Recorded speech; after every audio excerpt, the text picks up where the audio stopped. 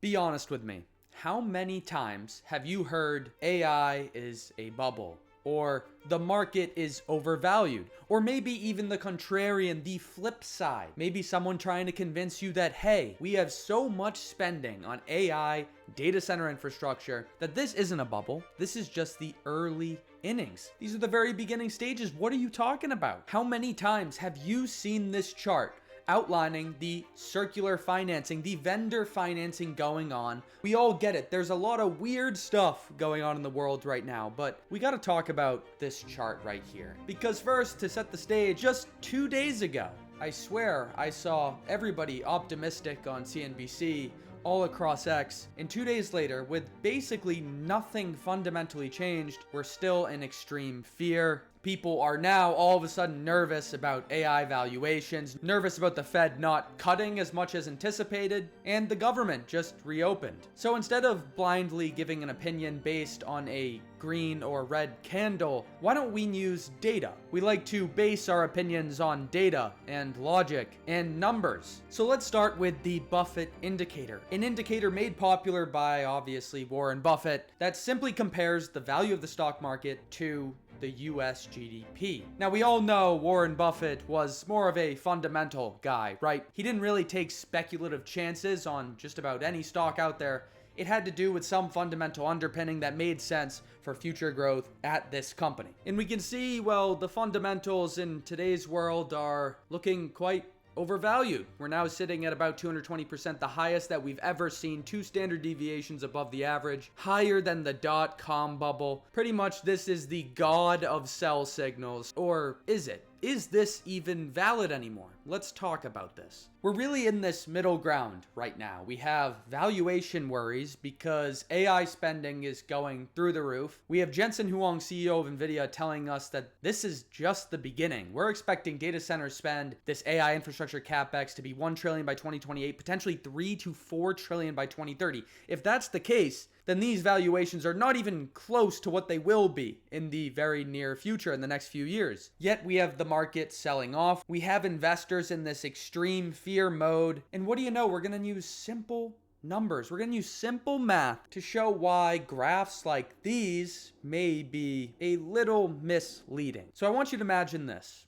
Think back to the year, 2022, 2023, the ChatGPT moment. The world has changed a lot since then. The stock market is now almost purely made up of the 7 biggest companies in the world, most of them having to do with AI in some way, and that's because just about every single company in the world is spending money on AI and buying from those companies. So that makes sense. A lot has changed. It's been 2 or 3 years. The world changes really fast. Think back to 2020. COVID literally feels like a different lifetime to me, at least. And think about how much the dynamics of our world have changed since 2020. If you don't work remotely or are at least hybrid, then I can guarantee you know somebody that works remotely at least once, twice, maybe even 3 times per week. That was never even an option in the past, and now we have people negotiating their way into remote job positions. Just 5 years ago, even that much has changed. Now I want you to go all the way back. What you're saying, what's the point of this? Now I want you to go all the way back to 2000, 25 years ago, more than 2 decades ago,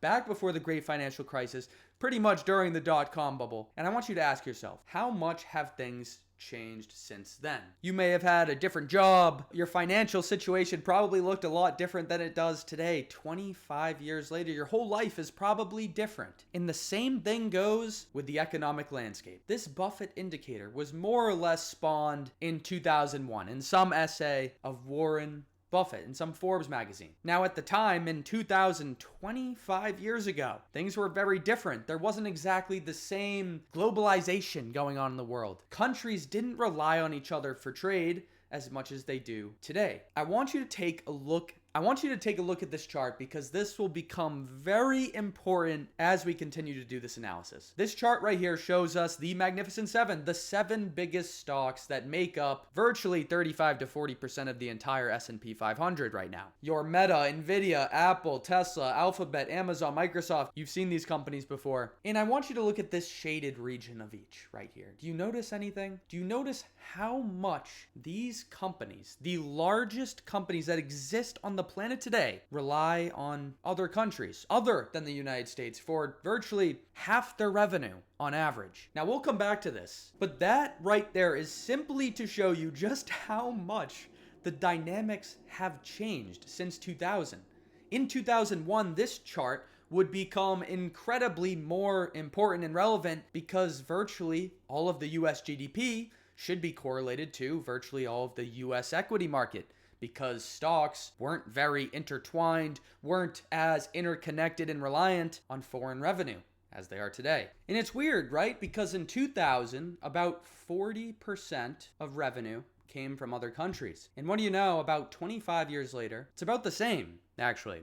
It's about 40 to 45%. Let's just call them even. However, the supply chains back in 2000 weren't exactly as complex, as efficient, as streamlined as they are today. You'd imagine over these last 25 years that these large corporations have learned a thing or two about manufacturing and optimizing production costs, margins, etc. In 2000, companies were still learning how to offshore efficiently, essentially just bidding out their manufacturing work to the cheapest provider, who could do it the fastest and the cheapest. Nowadays, you have products like the iPhone that literally have parts from 40 to 45 different countries. I mean, these supply chains are so interconnected and technology is so complex and advanced now that it's very difficult to make the argument that comparing a fundamental analysis like equity value to GDP value purely in the United States is fundamentally the same thing. I mean, we know this. This is no exception. Indicators change with time. No indicator's perfect.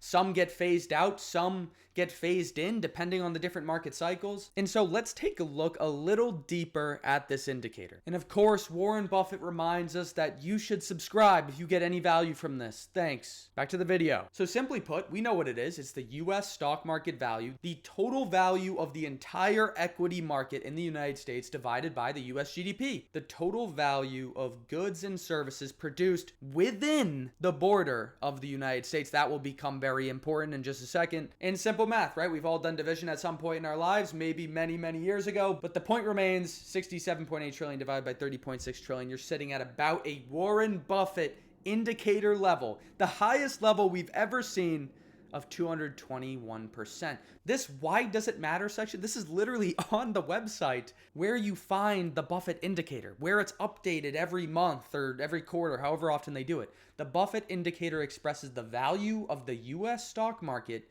in terms of the size of the US economy. What did we just talk about? In 2000, companies were still learning how to offshore, how to manufacture more efficiently, save money by auctioning off their manufacturing, their contracting to the cheapest bidder, right?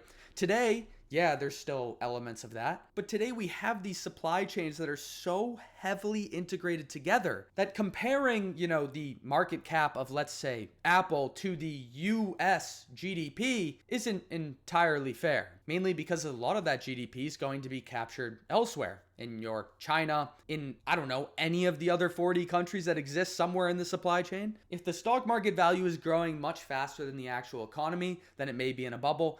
That should sound pretty obvious, right? The stock market value is intrinsically driven by the economy. So generally speaking, of course, there are exceptions to any rule, but when stock earnings are going like this, stock price goes like this. When stock earnings are going like this, stock price goes down. I mean, it's as basic as it gets, right? That's really what this indicator is trying to tell us, but there's nuance that is hidden beneath these scary all-time highs and 2 standard deviations away from the mean, comparing to the dot-com bubble. There's some nuance here. It's funny, even in the definition on the website where you get this Buffett indicator, we have kind of a misprint, right? We have expressing the value of the US stock market in terms of the size of the US economy. And then if the stock market value is growing much faster than the actual economy. Now, whoa, there's a difference there between the US economy and the actual economy. The actual economy we definitely should be comparing to isn't just the US economy, isn't just US GDP. Look at GDPs of these countries. Do you think that the US stock market is pegged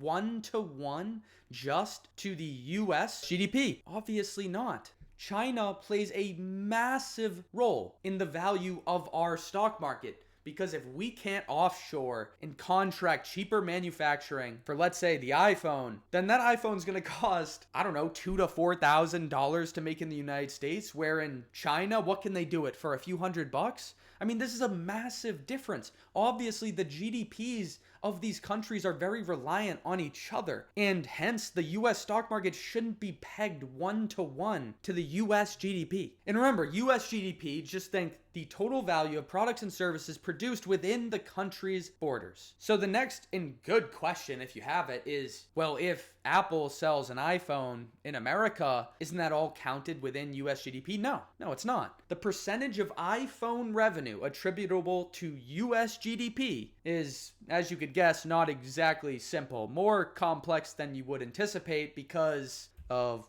this supply chain. You might have the US capture, I don't know, 50% of that GDP. Obviously, the United States is going to get the greatest share as they're selling the product for an absurdly high price of, let's say, $1,400, $1,500, and it only costs them what, like $200, $300 to make. But the point is, those other components, that manufacturing component, that labor component in those manufacturing facilities, that part of the GDP is attributable to those other countries. Your China, your Japan, your Taiwan, whatever it is, it's the same thing with Nvidia and their chips. Yeah, Nvidia can sell at ridiculously high margins to all these big tech companies because AI demand is through the roof and we need AI compute now. They're willing to throw everything they got at it. But at the end of the day, most chips aren't made in America. They're actually almost all made in TSM, Taiwan Semiconductor. I mean, Nvidia literally had 70% of their entire manufacturing capacity for their advanced packaging for all of 2025. They're having them build out an entire new plant with over 7,000 people to produce 240,000 systems. This isn't an Nvidia rant, but merely to say that US GDP is definitely not the best comparison when talking about stock market valuation. Stock market valuations are so much more deeply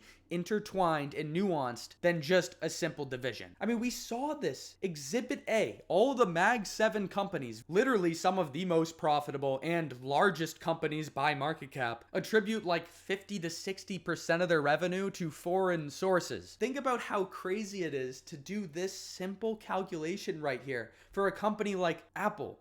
How are we going to derive the equity value, the market cap of Apple based on US GDP? Virtually all of their iPhones are made in another country. That's not even being counted in GDP. This right here, again, just to further prove the point, this is from 2017. So don't take these numbers to be any sort of accurate nowadays. Clearly the dynamic has changed a lot, as we've talked about. But the point is, S&P 500 revenue exposure by country, it's all over the place. Yeah, a lot of it's going to be from the United States, probably greater than half of it. But you can see there's a lot more to the puzzle than just saying, hey, let's divide by, US GDP, and that should give us an accurate valuation of the stock market. So why don't we do a little experiment now? There's a lot of numbers on the screen. Let's simplify it for you. With a little bit of magic, we can plot the Buffett indicator. How easy was that? US equity market value, the value of the stock market divided by US GDP, and we're sitting at, look at that, about 2.2. But what if we used a little bit of the logic that we've been talking about? What if we did the Buffett indicator, but considering the world GDP? Because after all, the US stock market's based on a lot more than just US revenue, US GDP. As we just saw in 2017, US was 71%, other was, the remaining 30. Why don't we just do a little bit of guessing here? How about 50% of the world GDP? That would be about all of the US's, say, 30 trillion GDP plus another 30 to 35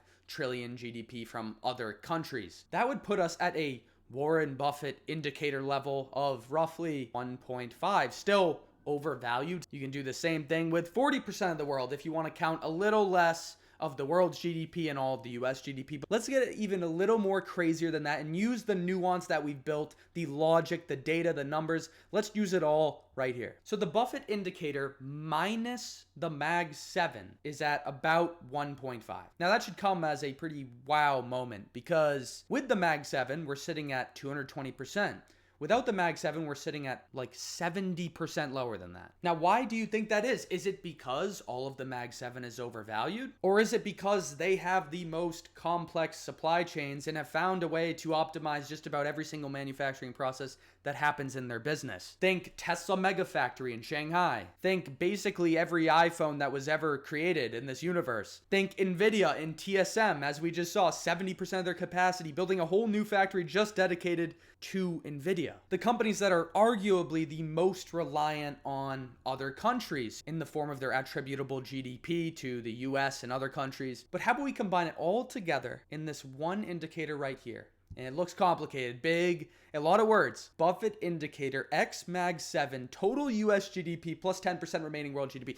Simply put, we're going to remove the Mag 7 because they're very reliant on other countries. Engaging them with the US GDP doesn't really make a ton of sense. And then we're just going to add 10% of the remaining world's GDP. So you have your 30.5 trillion of US GDP, and then you have 10% of the remaining world's GDP because other companies, not just Apple, other smaller companies that exist in the S&P 500 also rely on China, Japan, Taiwan for manufacturing. And you can see right here, we're actually lower than we were in 2021 using this measure, and at about 120%. Now, again, I wish we could extrapolate this data backwards to 2000 to see what things were at back then, but obviously the Mag 7 that we have today wasn't exactly the Mag 7 back then, so a lot has changed, obviously, but I think you get the point here. And you can see the OG Buffett indicator, the one that has everybody scared out of their wits right now, is obviously the highest and highest by a wide margin because we're solely using US GDP instead of considering the whole nuanced manufacturing picture that's going on out there. So at the end of the day, who would have thought a lot has changed? And using an indicator based on fundamentals from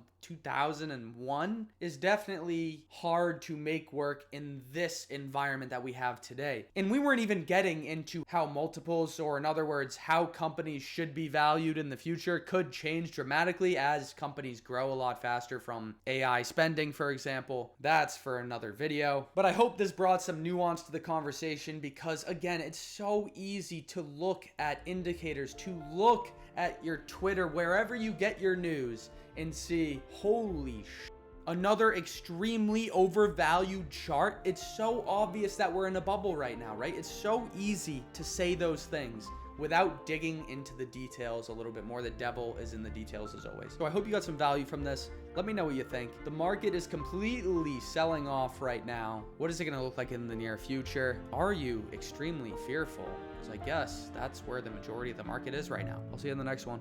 Bye-bye now. Bye-bye.